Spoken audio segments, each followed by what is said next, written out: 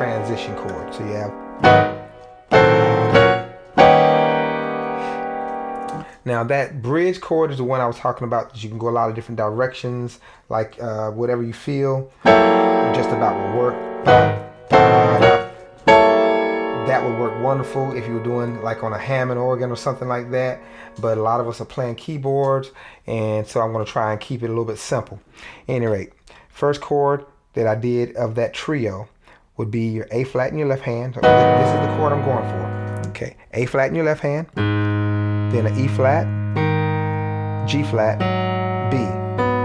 Right hand is going to be a G flat, B, E flat, and a G flat up top. Next chord. Now that chord is going to be A, E flat, G flat, C. Right hand, G flat, A, C, and then G flat up top. The third chord is actually going to be a B flat in your left hand, then a G flat. Now the E flat is optional, you don't have to hit that, but you can, and the D flat up top of that same left hand chord. Now on your right hand you have a G flat, B flat, D flat, and G flat up top. All three of those chords. Then a transition bridge chord.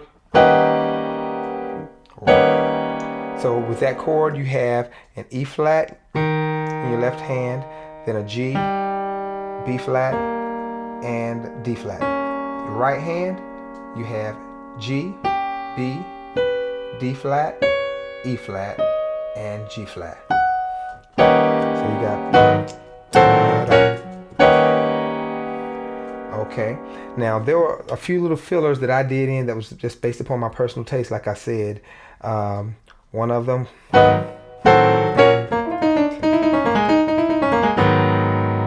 Try that again. Okay, now and then I followed up doing the same three chords and did something similar based on an A flat, rolling off of the A flat instead of the E flat. Now I'm gonna show you the E flat roll off first. Okay, coming out of those three chords, 1, 2, 3. Okay, then I'm going to the E flat, E, E flat, D flat, B flat. Then with the left hand hit the A flat, then back to your right hand to the E flat, and then I'm rolling one more time. E flat, E, E flat, D flat, B flat, A flat with the right hand, and then finish that resolution on that G flat with your left hand and the chord that comes along with it, which is the first chord of the trio. Okay?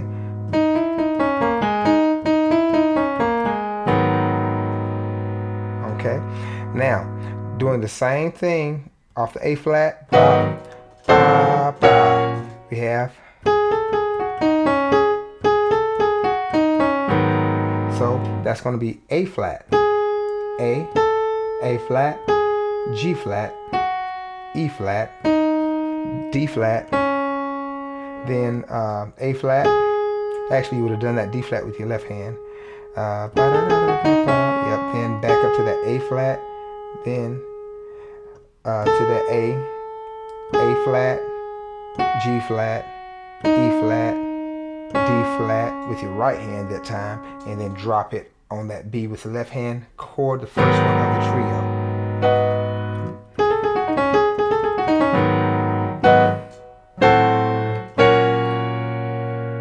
And another thing that you can do, because they do about 3 or 4 rounds of that, so you got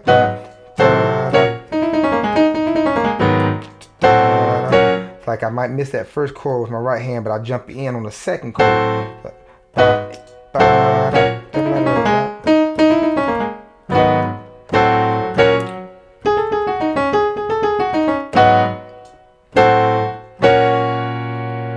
Then there's another frill roll, if you will.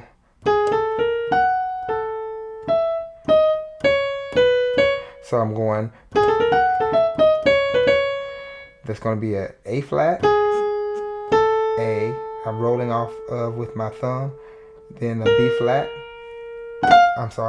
then the G flat, back to the A, then the E flat, D flat, B, then D flat again.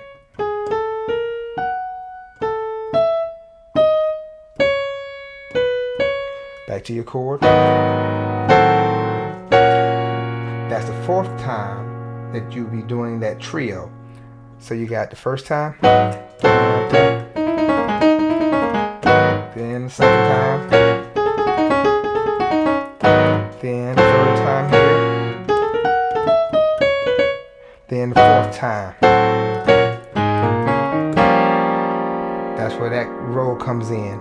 Now that's going to be an A flat, both hands, B flat, D flat, E flat, and then in your left hand is going to be the F, the right hand is going to be G, B flat, D flat, and F. So you got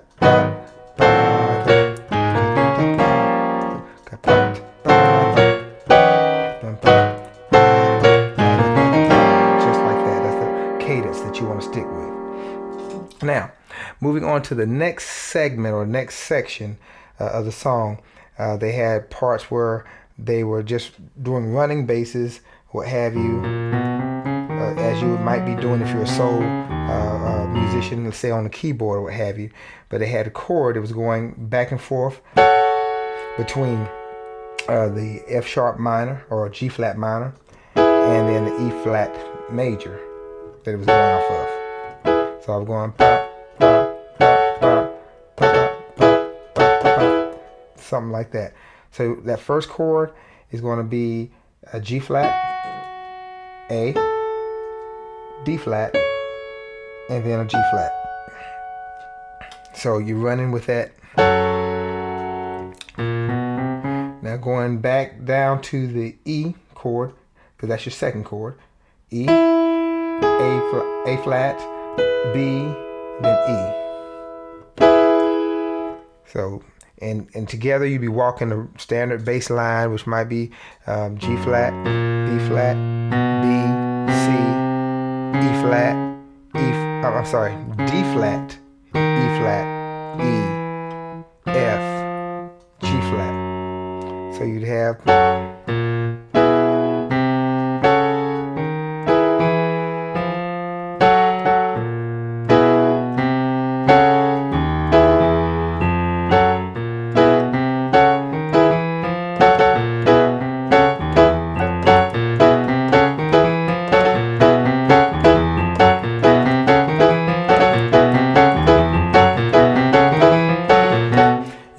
point is that you gradually work your way up to getting faster and faster and faster. Start off keeping the cadence as you go through anything that you're playing. You want to play it slow enough to get it, because you can try to learn to play something faster than what you're ready to play it at, and it will take a lot longer to learn it than it would take to slow down to a slower speed than you're able to play it at and play it with a perfect cadence. If you build that cadence and rhythm up exact and you gradually get faster that way, you'll get there a whole lot quicker than just trying to jump in it and fly through something that you haven't got underneath your fingers yet. Okay? Now, there is another thing that was taking place inside of there where they had from the piano perspective that I was listening to that I enjoyed during the walking, during the regular running bass line rather, the pianist was doing something where he was playing a roll with just the E and the B, or the B and the E, and he would alternate those two notes where he would hit simultaneously, and then he'd hit the D flat, then he'd come back to those two simultaneous notes and hit the A by itself. So it's like 2 1 2 1 2 1 2 1. So as far as the number of notes that are being done,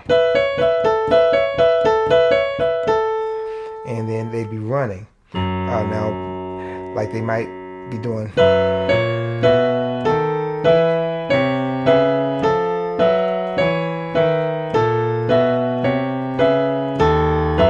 Okay, I messed that up, but you know what I'm saying.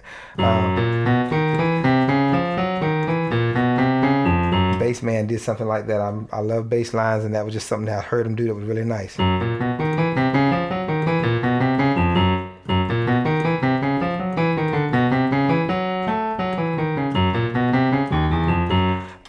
Just for those who might like bass lines, that was going to G flat, B flat, B, then E flat, E, C, D flat, F, G flat, E flat, E, then a B flat, walk up, B, C, D flat, F, G flat.